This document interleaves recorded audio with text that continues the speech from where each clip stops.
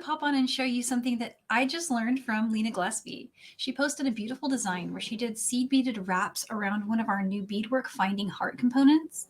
And a lot of things about that design just jumped out at me as really cool. And also like, I need to know how she did it because it has a form that has a shape that has a point and then has another point here. And you're going around surface and with wire that can be, it'll be a little tricky. And so she taught me some of her magic and then said it was okay for me to teach it. So thank you, Lena. And here's what I learned from Lena. But first I should probably show you the design. So this is my adaptation of the one she did. I put bees on mine and I used one of our Czech 3-packs from Michael's stores. So the Czech 3-packs that I used come in different sizes and colors, of course, but I chose a size 10-0 seed bead. And this is the bumblebee one, which is the inspiration for me to put our bee strands on it. And these bee strands come in a bunch of colors. And then I couldn't decide. I was in a design kind of mode where I wanted to do one with one bee and one honeycomb. But then I took a look and I thought, oh my gosh, how cool would it be to pull out the hematite that's in this palette? So I did one hematite bee and one gold bee, gold on yellow. So you'll get a closer view of this here on the mat, but let me show you how I made this and all of the awesome tips and tricks from Lena. What you'll need is any colors. You don't have to use 3 colors, but I used 3 because I had a 3-pack. And I'm using size 10-0. You could use 11-0. I think 8-0 would work, but I have not tried it. I have a feeling it would work, but you just have to check it out and see. I think the 11-0s and 10-0s are going to sit a little closer to the component and make it a little easier for a beginner. And then you need a form. And a form will work. The one I used is the hearts. This is the... we're calling it the organic heart pendant. It's about 33 by 38 millimeters. But as you can see, anything really will work. And it covers the entire thing with seed beads. You'll need some 26 gauge wire. Lena actually used 28 on some of hers. I was using 26 because that's what I had. Use a softer wire, like an artistic wire or a craft wire that you can straighten repeatedly without it getting too work hardened. And then that brings me to tools. For tools, you're going to need, and we'll recap this on the mat, but the most important thing, you're going to need a nylon jaw because we're going to be straightening that wire more than once as we go around the component. And then you'll need some flush cutters and some chain-os. All right, so let's get started. All right, so here on the mat, I've got all the supplies that I used. This is one of our Czech 3-packs that I got from Michael's. And it's the Bumblebee size 10-0 mix. And then I'm using the hearts from the Beadwork Findings line. You have the option of gold and silver on this, but I'm going with the gold today. And I'm using also some 26 gauge wire. And this is a more soft wire, like a craft wire, not a German style. So it's a more flexible version. And then let's see, that's pretty much everything. For tools, I'm using some flush cutters. You only need those just to cut the wire off of your spool and then to cut the ends off when you finish. I'm going to be using some nylon jaw pliers. Now these are going to be really handy as you start working with the wrapping around and around. It really helps if you have a way to straighten it. I do this once when I first unspool, and then I'll do this again periodically as I'm working. So how that works is that you take a nylon jaw plier. So it's just a plier with a flexible, inside. And then I use a set of chain-os pliers. And I just hold and pull. I'm going to move those away from the seed beads there. Once you get a grip on it, you can probably, and this is a little tough under the camera here, but once you have a pretty good grip on it, you can not need the chain-nose pliers anymore. I just need it really to get started when I'm using the very end of it. So here we go.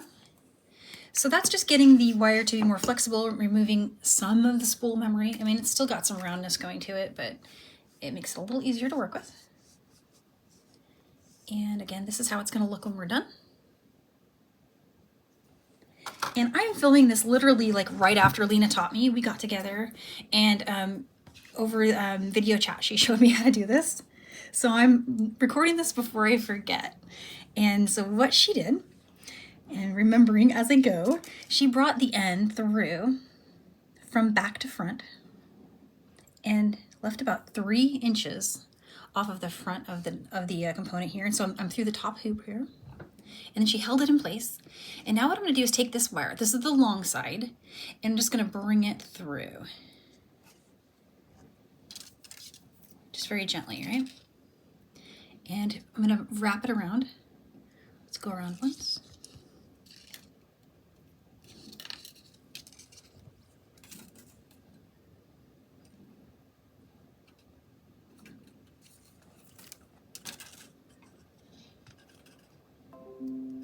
And here's twice.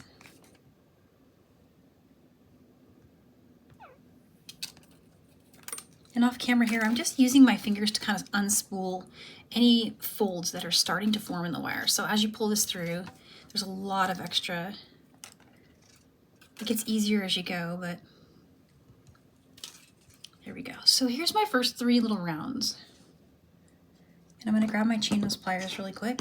Optional here, but what I'm going to do is just kind of straighten out the coils. Same thing here on this side. Let's just straighten out the coil. Okay, now I gotta just draw on my memory for 1 second here. What Lena does, and she was telling me all her tricks, so this is a cool one. Hopefully I can get it right. So she brings, this is the tail here, the 3 inches we left at the beginning. It's coming through the center of the component here. Bring it around the front here, push it through, and then we're gonna bring it back through this, you know, like this. But before you tighten it, bring it through itself, the loop that we made here. So there's a loop right here, and we'll do this again at the end when we finish the sides. But you see how I'm kind of bringing it through the loop that I'm forming? And I'm gonna grab those chainless pliers again and tighten that. So this is Lena's trick for making your loop not move when you pull on this side. It's happened to me a few times where when I'm doing one of these types of wraps, usually when I'm doing it, I'm putting beads on like just one side, but I pull kind of hard in between, you know, when I make these coils, and then what happens is it comes unspooled from where I coiled it before. So this is a really cool trick to prevent that. And what I'm doing here is just straightening that end. Don't cut this yet. We're gonna use it again at the end to finish up the center. All right, bead time. Let's get stuff out of the way. And it's gonna be trickier in the beginning, like so many projects. That first few times you do a wrap, like you struggle a little bit with it, but then it gets way easier. And so for pattern, what I did for pattern, and you can do anything you want for a pattern. Lena was saying you could even just go random, but I just went A, B, C, A, B, C, and I just kept going like that for the entire thing. So string about 1 inch. I'm going to put about 1 inch worth of beads on. And again, I'm just going A, B, C.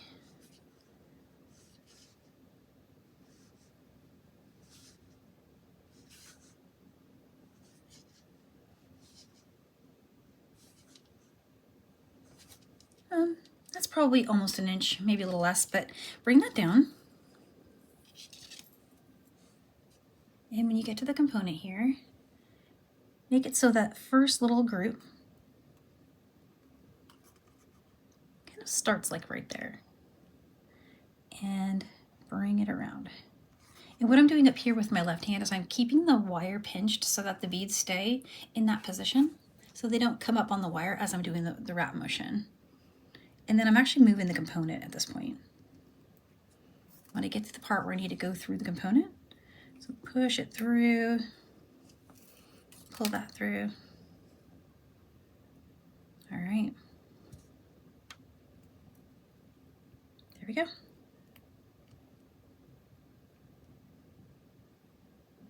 That's pretty good. Okay. This was trickier for me the first time I did it. I need to be totally honest. I had a little trouble getting it to be even, like there was too much wire showing and my wraps weren't spaced right. The ticket for me was this pinching here. And she had to remind me a couple times just to keep it pinched right here with your thumb and your forefinger so that it doesn't, the beads want to go this way. You just want to keep them on the component. So now I got to reload. Let's get about another inch on there. It's easier to work it in little 1-inch increments as far as how many beads you have on the strand, because they're just going to start going crazy everywhere on you, especially when it's this long. So here's those. So here's about 1 inch of beads on the wire. Bring it down, and let's just keep doing this wrap motion. So same thing I did before. I want to hold on to this part right here so my beads stay on the wire. And then just go ahead and start rolling the component. I'm here now, I need to go through, right? Just go ahead and push that through. And just gently, so you don't get a kink in your wire, just pull it through.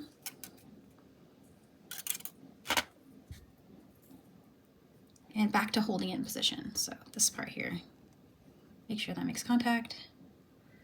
Let's just roll the component. It's okay to go slow.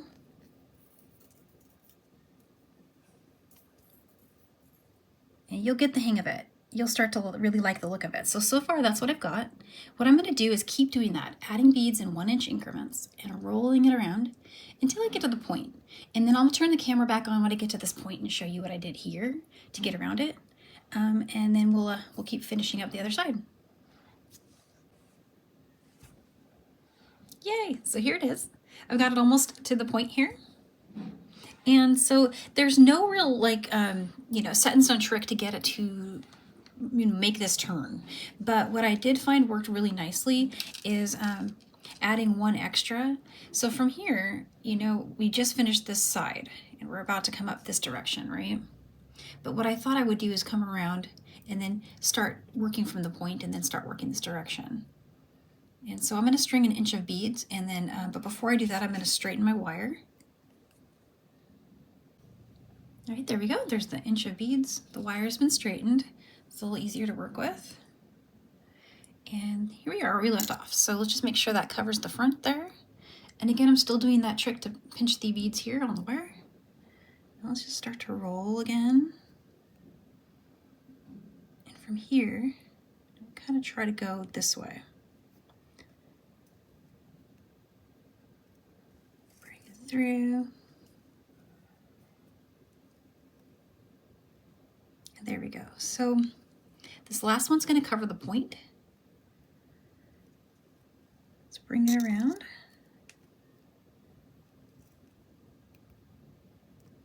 Just kind of like that.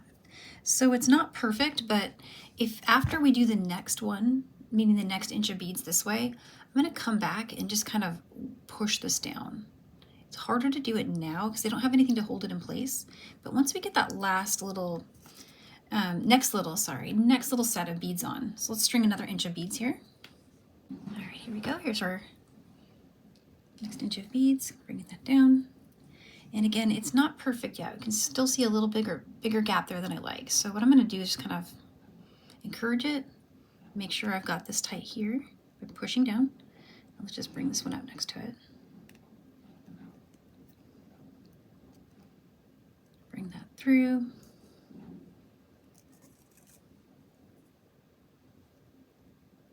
All right. So that's what it looks like on the back. And that's what it looks like on the front. And I think that's pretty good. For comparison, let's bring the other one back and see if I got it any tighter. But it's all adjustable. See, it's about the same. Roughly the same. This is the back. And that's the front. The only other thing I could do is push this a little bit further down. And with every new one, I could do that. Just keep encouraging this to go that way. Maybe even help that one go point down. A little too far there. But the cool thing is much like if you're doing this design with beads on the side, it's still adjustable kind of in the same way. And there we go. It's pretty good. So let's finish the rest of the side here in the same way. This curve here just happens naturally. I'll stop the camera when I get that far and we'll see it a couple times. But from here, what I'm going to do is, well, I think I'll bring it through the component. Maybe straighten it a little more. And I'm going to add some beads, another 1 inch of beads. Here we go, 1 more inch, bring that down.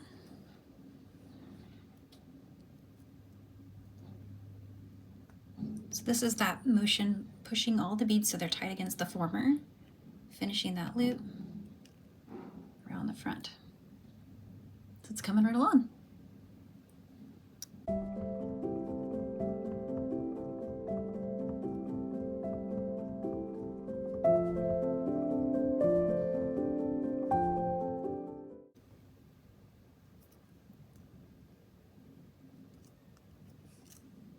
All right, so this looks like I'm getting to the curve here. And what I did for the curve is I went ahead and followed the same convention where I've been, you know, pushing down, pulling up. But as you're starting to go around, it'll naturally take that shape, but it'll space out its, you know, coils. It'll space them out as it rounds. If you want them to be closer or tighter, like they are down here, you can, after you've formed them, kind of just edge them down, right, like that. And if you do that, you'll be able to fit one or two more on, probably just one in this case. Then it'll look a little fuller, but you are going to see a little more gold peeking out when you come around the curve making these. All right, it's time to finish it up. So right now I've got, I got all the way around. I have a little more beads than I need to finish it. And what I gotta do is bring what's left of my working wire through the top hole on the component there. But I want to cover beads all the way to that point. So what I'm going to do is just kind of eyeball where I can take a bead out. Let's take these off. And very gently, I'm just going to poke this wire through. And to avoid it kinking, I'm going to feed it this way. I'm not going to pull it yet. Making sure that I control this part right here so it does not do one of those little folds that are very hard to fix. So let's see, keep helping it, keep helping it. There we go, okay. That worked out really good. So now I just need to make this like kind of lock. And then I'm gonna try to cover as much as I can of this with beads. And what I did on the other one was I got most of it, but not all. See, you still see a little point there. I just mostly think I'm gonna cover up what's got gap going on here, like that right there. And so first I'm going to use what I have left of my working to do one of those Lena knots. I'm going to be calling it the Lena knot now because she taught me. So let's go around, bring this through, but I'm going to leave that loop there and see here on the front where I'm headed. I'm headed through the hoop and I'm staying adjacent to my last coil, which has beads on it. And again, this is one where you're going to have to go slow and make sure that that loop that we're forming here doesn't kink. We've got a loop in the back right here that I've been holding. Okay. And just before you tighten everything up, go ahead and bring what's left of your working through that loop. And now I'm going to pull and form my Lena knot. And there it is. You don't really see it as a knot per se, but for some reason that crossing over on itself, it acts like a little lock, and I think it's really cool. It's a nice little thing that will come in handy in a lot of my designs, not just this one. So thanks, Lena. All right, I'm gonna pull this through, and I'm gonna cover this up, like I said, as much as I can. I've still got the leftover starting strand. I've got a lot of this left, more than I did on my first one, so use what you've got. You can use the remainder of your working, or you can use, in my case, I've got a lot of working, but if you were running short, there's always what's left right here. Okay, so let's see how that looks. I've got yay much. Oh, and another thing that we started doing when we got to the back part, we didn't cover the back as much with beads, and the reason for that is I want to keep visibility of my hoop because we're gonna hang our attachment here. But on the front it just looks like a nest, right? But on the back I'm keeping that open a little bit so you can kind of see where it is. So here, when I get to the point where I've got to go through the top loop again, I'm gonna look and just make a guess that these two beads need to come off. Let's see how this looks. Bring this through.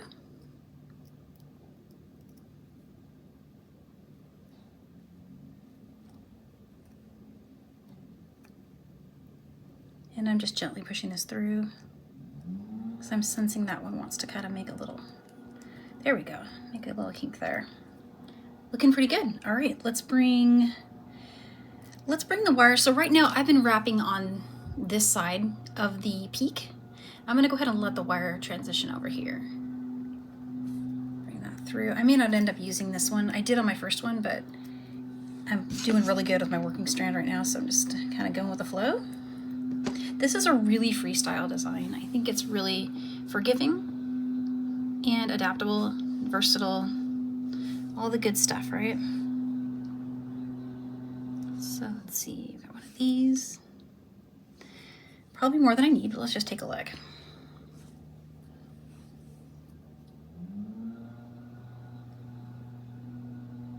Yeah, let's take off just those last two.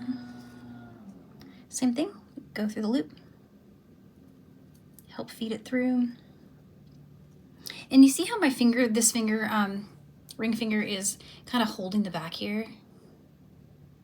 That's keeping the beads in front. So as I pull through, the beads aren't going to slide behind the component. They're staying in the front. And there we go, that one's staying there.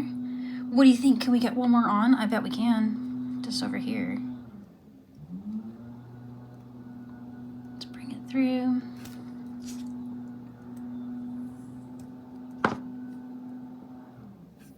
So I might need to do one more Lena knot since I've continued to work with my working instead of using the starting. That's okay. Let's see how we're doing.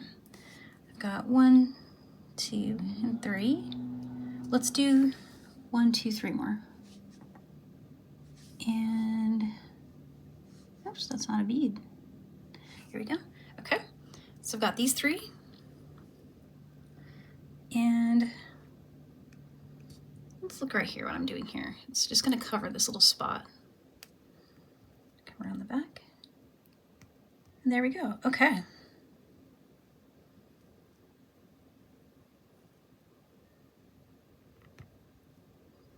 All right. So for this one, what I'm going to do, I never ended up needing to use that. So I'm going to trim it now and push it out of the way. This is my, sorry about that. This is my starting tail. And so just getting the old starting tail out of the way. I'm going to trim it right about there. And just use some chain nose pliers to push it down. All right. Okay, now with the remaining working wire that I've got, I'm going to do a Lena knot. So let's go around, keeping those beads on the front if I can. And I'm going to hide the wire in between 2 coils from on the front side. So let's just double check I don't let it show. See, I'm just going to bring it through. You won't see it, right? It'll hug the component. It's a little straightening here. It's a little wonky. Okay. And I left a small loop back here. See, it's kind of small to see it. I just pushed it back up, but I'm going to come through it. And now just before I continue, let's tighten it. There we go. Make sure that stays where I had it in between. Seems pretty good. Okay. Pull that tight. All right, so there's what I've got. It's had a little knot done. So now I can trim it. Where's the trimmers? There we go. And chain those pliers. It's a little tricky with the beads to push down the ends, but there's always a spot where you can get your pliers in there and not hit a bead, but you don't want to clamp down on top of a bead, definitely.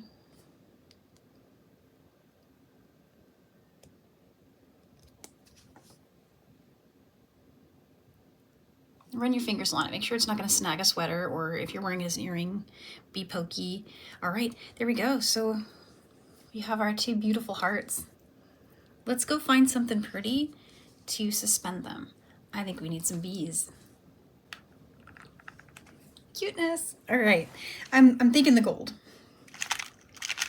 Definitely one of these. Oh, but I've only got one of these left. Hang on. Let's see. Okay, I have 2 ideas. I don't have more than 1 gold bee. I used them all. This was my last strand. I could do one thing. I could put 1 gold bee and I could put 1 hematite bee, which would pull out the hematite in my mix. That would be cute. Or I could do one bee, one honeycomb. And so you'd have kind of like a little matching set. I'm gonna need to do the head pin test and see what looks better. Let's get some of these. All right. The first thing I'm gonna do is attach it. So, and if I need a jump ring, I'm gonna go grab a jump ring, but let's go ahead and see what happens. So let's open this up. This is an eye pin, not a head pin. I was calling it a head pin, I apologize. It's an eye pin. All right, sweet, okay.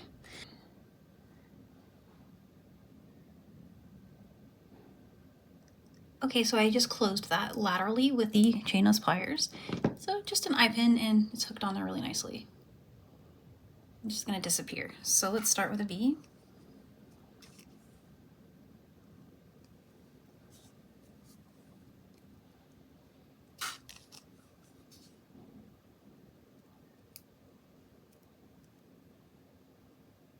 That's really cute.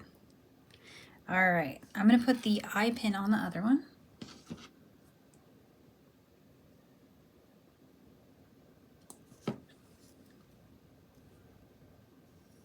Let's find the loop.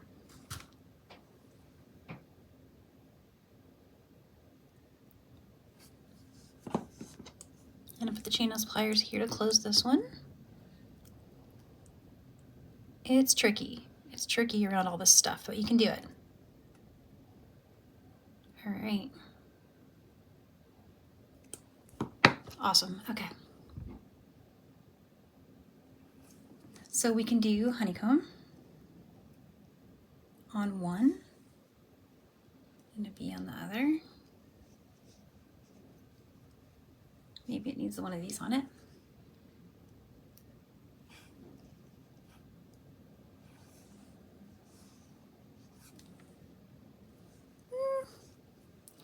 Or we can put a hematite bee. Let's see.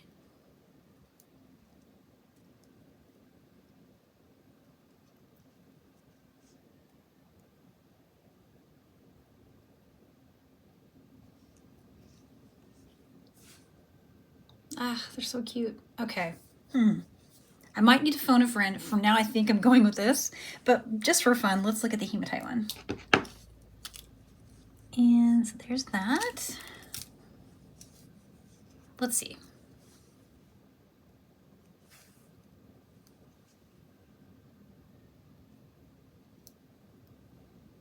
That's cute too. Okay, I like them both. Which is your favorite? Leave a comment. Honeycomb or the different bee. And I wanted to share one more thing. I'm gonna put a seed bead on top, and I chose a hematite one for the hematite. And that's a great way to get your loop to form and not be hard to close, because where it is right now on top of that bead, there's a little indent. So I was finding this a little easier.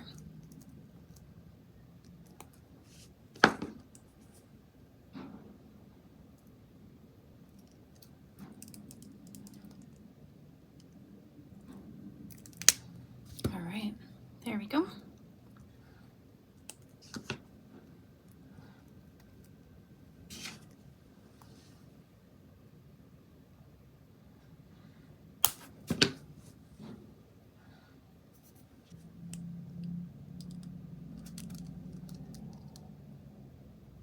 Be careful of that seed bead.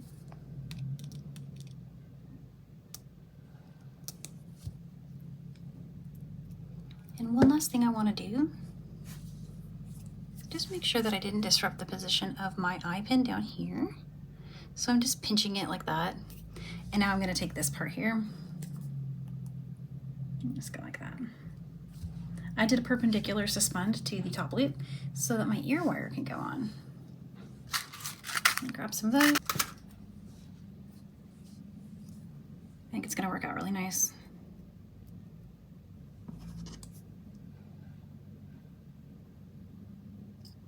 There we go. Okay. So yeah, I think I'm loving the hematite bead with the gold bead. So that's what I'm going to do. There he is. Oh, you guys, I love the earrings. They came out so cute. So, and they're pretty statement, right? So very, very cool. I hope you liked the tutorial. And thanks again to Lena for teaching me. All right. Have a great day, guys. Bye.